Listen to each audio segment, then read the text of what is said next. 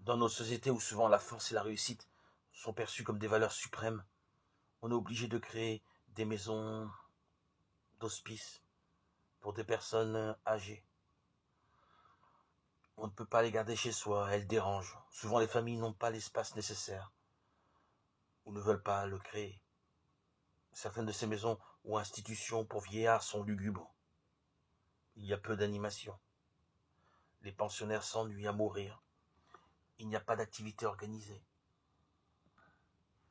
Elles ont peu de visites. Dans les pays plus pauvres, les vieillards sont considérés comme des anciens à ne pas négliger car ils possèdent l'histoire. Ils sont l'histoire. Ils ont donc une dignité particulière qui appelle le respect.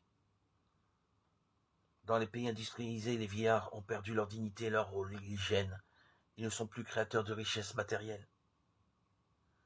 Dans nos sociétés riches, un mur se dresse entre forts et faibles. Tous ceux qui sont dans le besoin sont vus d'abord sous l'angle économique.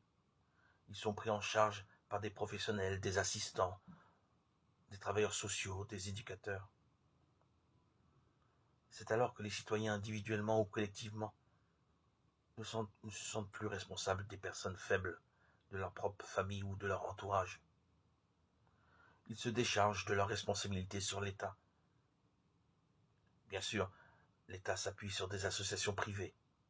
Ils encouragent le bénévolat, mais d'une certaine façon, le sentiment de solidarité se perd. Et puisque les soins des faibles coûtent cher, arrive le temps en période de crise économique où le système ne fonctionne plus. Les faibles sont un poids insurmontable. Il faut s'en séparer. Ils sont un poids qui empêche la réalisation d'autres projets plus intéressants.